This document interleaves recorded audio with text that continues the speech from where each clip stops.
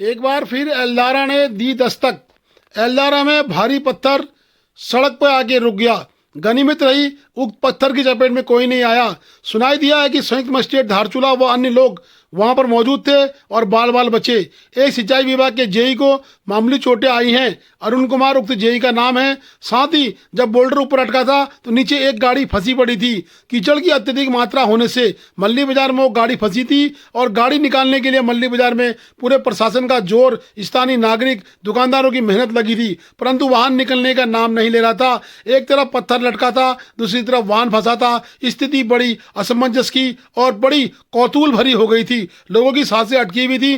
जैसे तैसे सबने मिल मिलाकर उक्त वाहन को वहां से निकाला और गनीमत रही कि बारिश ने भी अपना पूरा समय दिया, जिससे कि न पत्थर नीचे आया, न गाड़ी फंसी, न नुकसान हुआ। परंतु इस तरह एल्दारा लगातार नुकसान देते आया है।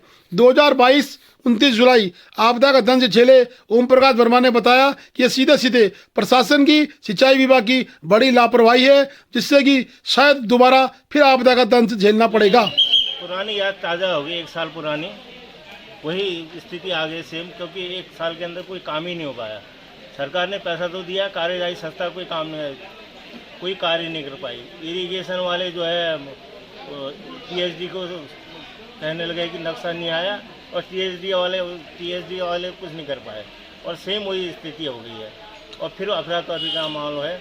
ऐसा लग रहा है कि उससे भी भयंकर पत्थर आएगा। बहुत गंदा हो रहा है इधर। ये पानी भी नहीं है पीने के लिए, ना नल में पानी आ रहा है और धारे में इतना गंदगी है और इतने महीनों से काम चल रहा है, काम का कोई प्रोग्रेस नहीं है। उस दिन मैडम आई थी, मैडम ने भी कह दिया था काम बंद कर लो, लेकिन उसके बाद भी बंद नहीं किया काम। इन लोगों ने काम स्टार्ट ही था इनका, ठीक है ना। अभी भी हालत बहुत गंभीर है। अभी बच्चे गए यहाँ से निकले, बाल बाल बचे, एसडीएम साहब तक बचे हैं यहाँ पे। अभी 1 मिनट अगर एक कदम पीछे होता है एसडीएम साहब, अभी पता नहीं क्या हो जाता है उनका। इसमें जिम्मेदारी किसकी है? सरकार कहाँ है अभी तक हमारे लिए? ऐसा ये पानी पिए, गंदा पानी पिए हम?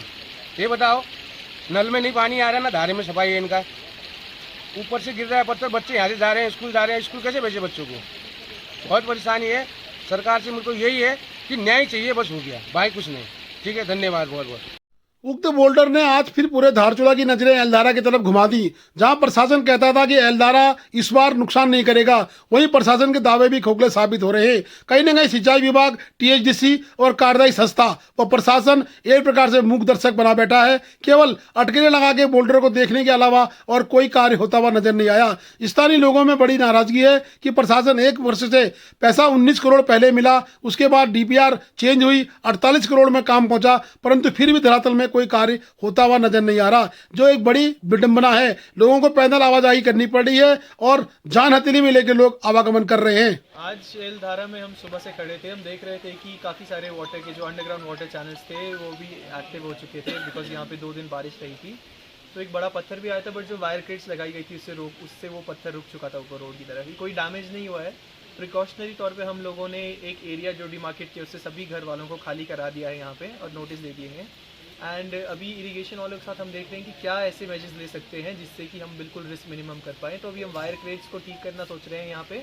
एंड जो भी रिवर जो हमारा चैनल बना हुआ है उसको भी हम डाइवर्ट करेंगे ताकि और रिस्क ना हो पाए। और जैसे जैसे अभी डेवलपमेंट्स होती हैं हम और अभी प्रोएक्टिव है ही हैं, हम देखते हैं कैसे रहता है। और हम सारी चीज़ों के लिए फ़िलहाल अपनी तैयारियाँ पूरी तरह से कर रहे हैं। विभाग द्वारा कार्य किया गया था, यहाँ टेंडर भी हो गया था अराउंड 19 करोड़ का। बट कुछ कंसल्टेंट्स जो एनडीएमए के थे, कुछ कंसल्टेंट्स के बीच में और जिन्होंने डीपीआर बनाई थी उन लोगों के बीच में कुछ इश्यूज़ पे डिफरेंसेस रहे थे। तो उन डिफरेंसेस की वजह से डीपीआर को रिवाइज़ किया गया था। तो ये डीपीआर जो 19 करोड़ की थी, I think almost around 48 crore की पहुँच चुकी है। इसके बारे में ये टेक्निकल डिपार्टमेंट ज़्यादा बेटर बता पाएंगे, बट बिकॉज अभी तक फाइनलाइज नहीं हो पाया था इसीलिए काम नहीं हो पा रहा है। तो हम अभी जब तक वो डीपीआर फाइनलाइज नहीं होती है तब तक हम कॉन्ट्रैक्टर्स को भी ब्लेम नहीं कर सकते हैं। हम वेट करते हैं कब तक वो डीपीआर फाइनलाइज हो। बट ये है कि इन्होंने काम किया था मानसून से पहले, तो अभी तक उसी वजह से कोई भी नुकसान नहीं हुआ एल्दारा में। एंड अभी भी निरंतर यहाँ पे उनकी एक टीम है और हम इरिगेशन वालों के साथ मिलकर काम करेंगे जिससे कि किसी को कोई नुकसान ना हो पाए इस लाइट से। इसमें अभी हमारा लास्ट मार्च में इसमें टेंडर हुआ था और मार्च से इसमें स्टार्ट हुआ था काम हमारा, 16 मार्च से स्टार्ट हुआ था। तो उसमें जो प्रारंभिक काम था उसमें भूस्खलन, जो लूज मटेरियल वो हटाने का, गैबियन इंस्टॉलेशन का, ये सब काम कर दिया गया था। कुछ हद तक इसमें सेल्फ ड्रिलिंग एंकर्स का भी काम स्टार्ट कर दिया गया था। इसमें पाइलिंग के काम को लेकर इसमें एनडीएमए के और टीएचडीसी के बीच में समन्वय स्थापित नहीं हो पाया था, कोई सॉलिड डिसीजन कंक्रीट डिसीजन नहीं हो पाया था। इसके कारण अभी डीपीआर लंबित है। इसमें अभी 14 तारीख को माननीय मुख्य सचिव उत्तराखंड शासन द्वारा इसमें निर्देश दिए गए हैं कि इसमें उत्तराखंड भूस्खलन न्यूनीकरण विभाग जो देहरादून में है उससे इसको डीपीआर को अभिमत प्रूफ चेकिंग करा के तब प्रेषित किया जाए। मैं इस वक्त एल्दारा के उस पोर्शन में खड़ा हूँ जो पिछले कई सालों से नासूर बना है। लगातार यहाँ पर ये कहिए कि पत्थरों का आना रुका नहीं है, लगातार पत्थर आ रहे हैं। पूर्व में भी सिंचाई विभाग के द्वारा कहा गया था कि इस मानसून सत्र में, प्रशासन की भी एक बात थी, इस मानसून सत्र में नहीं पत्थर आएंगे ना कुछ स्थिति खराब होगी, परंतु मेरे पीछे आप देख सकते हैं कितना बड़ा बोल्डर आया है। ये बोल्डर यहाँ पर जो कुछ हल्का फुल्का काम किया गया था, कैरेट वायर वगैरह लगाई गई थी, उससे शायद रुकाया था, ये बाजार में पहुँच गया होता और स्थिति गंभीर होती। प्रशासन को अभी भी चेतना चाहिए। सिंचाई विभाग की लापरवाही सबसे बड़ी इसमें है कि सिंचाई विभाग टीएचडीसी की बात करती है और टीएचडीसी नक्शा नहीं दे रही है, काम नहीं हो रहा है। एक तरफ ठेकेदार कहता है कि हमारे पास नक्शा नहीं है, काम नहीं है।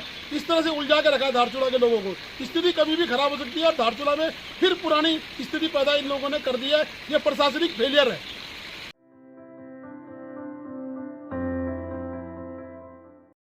आज एक बार फिर स्कूलों के बच्चे बच गए। धारचूला के बालिंग नांगलिंग में एक पेड़ धराशायी होकर स्कूल की चारदीवारी को तोड़ दिया है। छोटे छोटे नन्हे मुन्ने बच्चे उक्त विद्यालय में पढ़ते थे और आज भी स्कूल में थे, परंतु ईश्वर ने सबकी भली करी। वो पेड़ केवल चारदीवारी को ही नुकसान कर पाया और सब बच्चे सुरक्षित बच गई। दूसरी तरफ सौरभ मर्त्योले ने आज क्षेत्र के तमाम स्कूलों के लिए एक समस्या का ज्ञापन उप शिक्षा अधिकारी धारचूला को सौंपा है। आज खंड शिक्षा अधिकारी महोदय जी से मुलाकात कर जो ग्रामीण क्षेत्र के तमाम स्कूल हैं, प्राइमरी विद्यालय और जूनियर हाई स्कूल के जो जर्जर अवस्था में पड़े भवनों के संबंध में अवगत कराया और साथ ही जो हमारे ग्रामीण क्षेत्र में शिक्षकों की जो बहुत बड़ी कमी है उसको दूर करने के लिए उच्च अधिकारियों से आग्रह करने का निवेदन किया गया है और खंड शिक्षा अधिकारी महोदय ने जल्द से जल्द इन समस्याओं का निस्तारण करने के लिए आश्वासन दिया है।